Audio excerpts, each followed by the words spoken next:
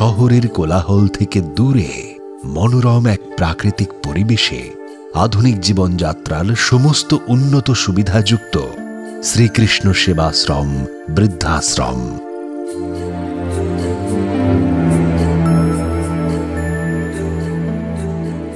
শ্রীকৃষ্ণ সেবাশ্রম বৃদ্ধাশ্রম এটি দুর্গাপুরের অন্তর্গত রূপগঞ্জে অবস্থিত এবং বিস্তৃত জায়গা জুড়ে ছড়ানো।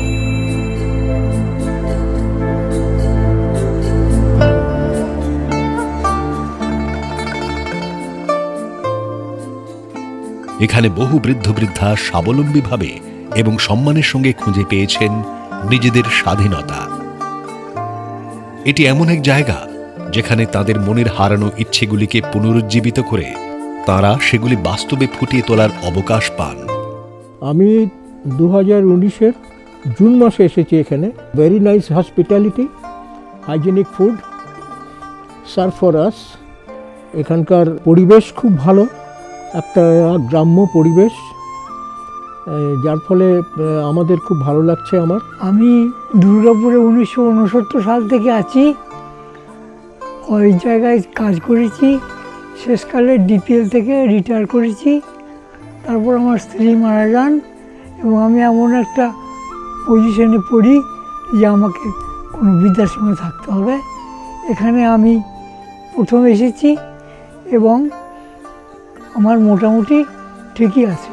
সমস্ত প্রবীণদের মুখে হাসি ফোটাতে এবং তাদের ইচ্ছেগুলিকে জাগ্রত করার জন্য শ্রীকৃষ্ণ সেবাশ্রমের নকশা তৈরি করা হয়েছে। স্থানটির উৎকর্ষ ও মান প্রবীণদের শারীরিক ও মানসিক স্বাস্থ্যের জন্য সঠিকভাবে উপযোগী। এই সুদীর্ঘ ক্যাম্পাসে রয়েছে সুসজ্জিত ফুলের বাগান, সবুজ নির্মল প্রকৃতি।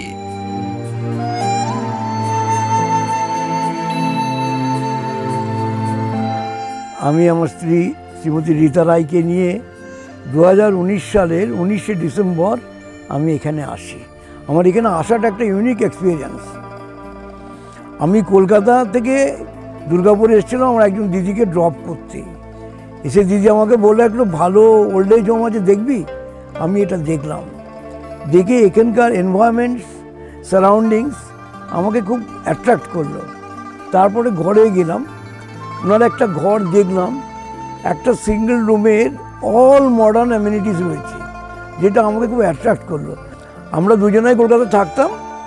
তারপর আমি এক সপ্তাহের মধ্যে বাড়ি গিয়ে বাড়ি লক করে এখানে চলে এসেছি। এখানে আমার আশাটা হচ্ছে আমি ভীষণ অ্যাজমাতে ভুগতাম, প্রায় আমাকে হসপিটালে ভর্তি হতে হতো। উনি বললেন এখানকার পলিউশন ফ্রি, এটা স্যুট করবে, এখানে একটু ড্রাই ওয়েদার, কলকাতাটা খুব পলিউশন। আর তাছাড়া এখন করোনাতে ওখানে খুব আতঙ্কে থাকতে হতো।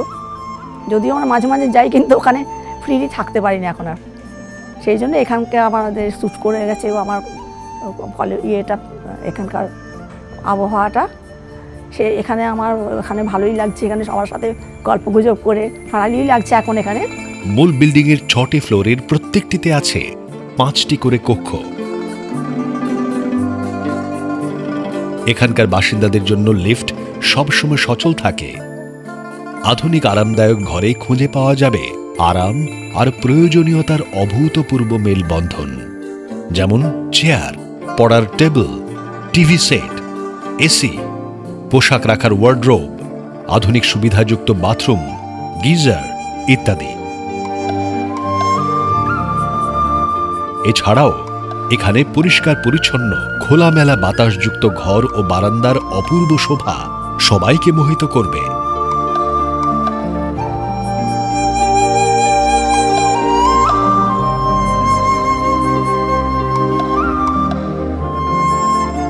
এখানকার সব থেকে যেটা আছে পলিউশন থেকে মুক্ত আমরা।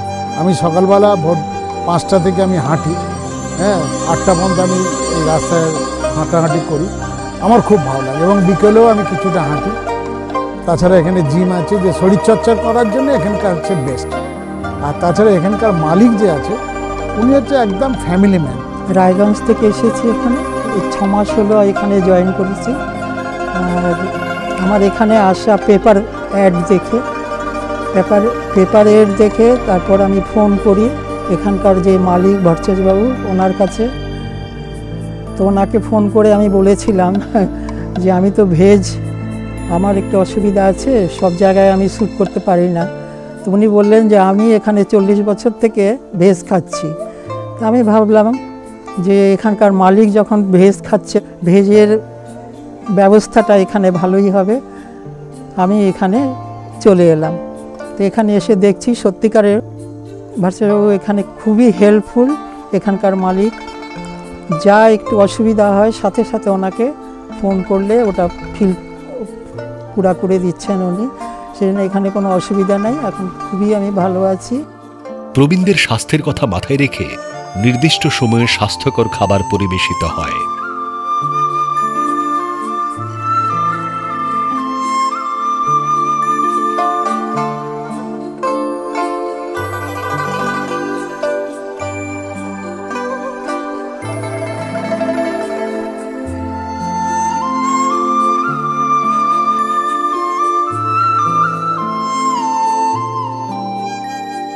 রয়েছে নিজস্ব গোশালা, যেখান থেকে উৎপন্ন খাঁটি দুধ, মাখন, ঘি জাতীয় নির্ভেজাল খাদ্য দেওয়া হয় আবাসিকদের।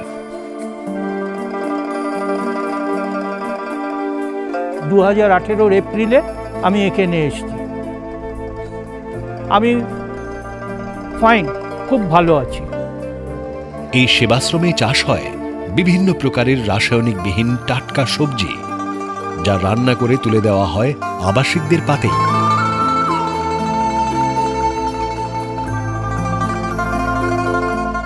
আছে ওয়াইফাই সংযোগ, যাতে পাওয়া যায় 24 ঘন্টা ইন্টারনেট পরিষেবা।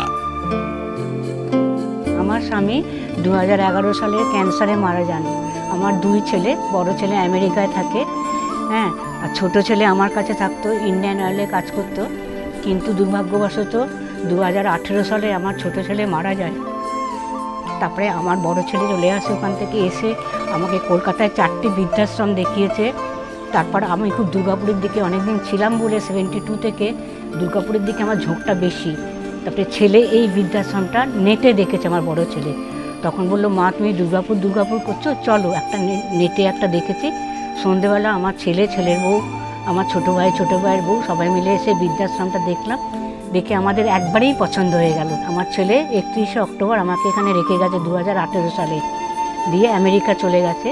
উনি ওখানে কর্মরত।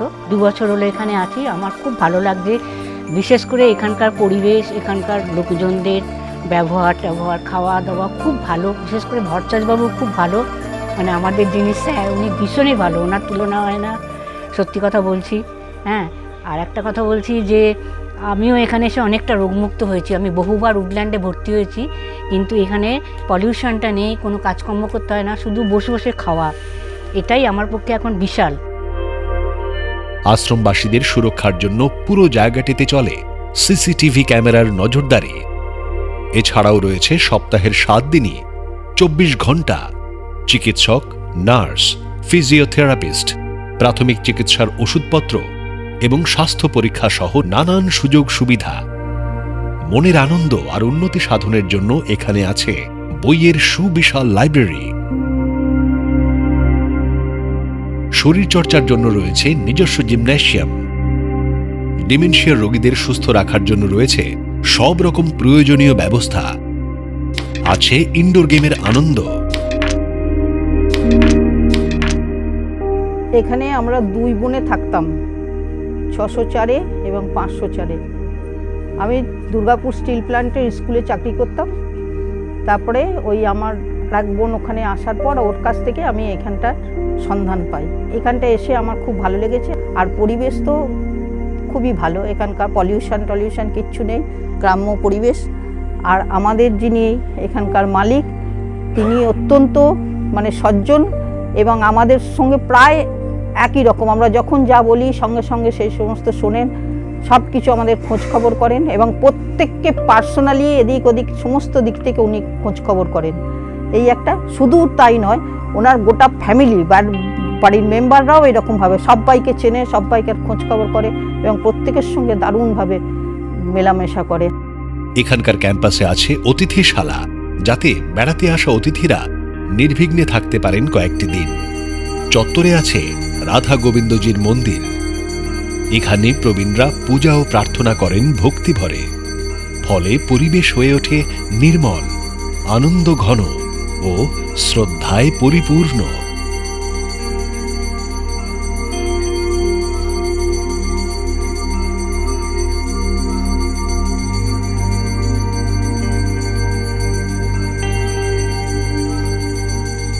আমি বৃদ্ধাশ্রমে আসার যখন মনস্থির করলাম, আমি এখানে ডাইরেক্ট চলে এলাম। That time it was in construction stage. আমি তখনই বুক করে দিয়ে চলে গেলাম এবং আমি 2017-তে এখানে চলে গেলাম যখন এটা স্টার্টিং হলো। এইবারে 17 থেকে যখন এতদিন অবধি থেকেছি, সুতরাং এর ভালো বা খারাপ কিছুই বলার দরকার নেই, সবই সেট। আমার কাছে সেট হয়ে গেছে, ভালোও আছে খারাপও আছে, সুতরাং আমার কাছে কোনো প্রবলেম নেই। দুর্গাপুরে সবুজের সমারোহের মধ্যে অবস্থিত এই আশ্রমটি পরিচালিত হয় ভালোবাসা, যত্ন, শ্রদ্ধা ও সম্মানের সঙ্গে, যা এই শ্রীকৃষ্ণ সেবাশ্রম বৃদ্ধাশ্রমকে দিয়েছে এক অনন্য বিশেষত্ব। শ্রীকৃষ্ণকান্ত ভট্টাচার্য মহাশয়ের মস্তিষ্ক প্রসূত চিন্তার বাস্তব রূপ শ্রীকৃষ্ণ সেবাশ্রম বৃদ্ধাশ্রম। এই বৃদ্ধাশ্রম কেন করতে গেলাম তার একটা ইতিহাস আছে। আমি বহু বৃদ্ধাশ্রম ভিজিট করেছি, এটা করার আগেতে বহু বৃদ্ধাশ্রম গেছি, তাদের পরিবেশ, তাদের পরিচালনা, তাদের সব কিছু দেখেছি। দেখে আমার মনে হয়েছে যে এইতে করলে ভালো হয়, এইতে করলে ভালো হয়, এইতে বাদ দিতে পারলে ভালো হয়। সেই চিন্তা ভাবনা করে এটাকে একটা সর্বাঙ্গ সুন্দর করার চেষ্টা করেছি মনে প্রাণে। এবং এটাকে আমি সেইভাবেই সেই ইয়ে নিয়ে এই বিল্ডিংয়ের ড্রয়িং ডিজাইন সব আমার নিজস্ব। এবং আমি একজন বেসিক্যালি অ্যাডভোকেট এবং আমি ড্রয়িং ডিজাইন কনস্ট্রাকশন কাজ সব বুঝি ভালোভাবে। অনেক বাধা বিপত্তি সত্ত্বেও এটাকে আস্তে আস্তে দাঁড় করিয়েছি এলিট ক্লাসের জন্য। এবং পরবর্তী ইচ্ছে আছে এটাকে আরও বড় করার। সেকেন্ড একটা টাওয়ার আমি শুরু করেছি। এখানে 35টা ফ্ল্যাট আছে। 35টা ফ্ল্যাটে 35 জন 70 জন বা 35 জন থাকতে পারে। এবং এক একটা ফ্ল্যাট 400-450 স্কোয়ার ফুট এবং সেগুলো ওয়েল ফার্নিশড। প্রত্যেকটা ফ্ল্যাটে AC, geyser, sofa, dining table, dressing table, আলমারি, ফ্রিজ, টিভি সব কিছু আছে। একজনের যা প্রয়োজন, একটা লোকের থাকতে গেলে যা লাগে সবটাই আমি রেখেছি।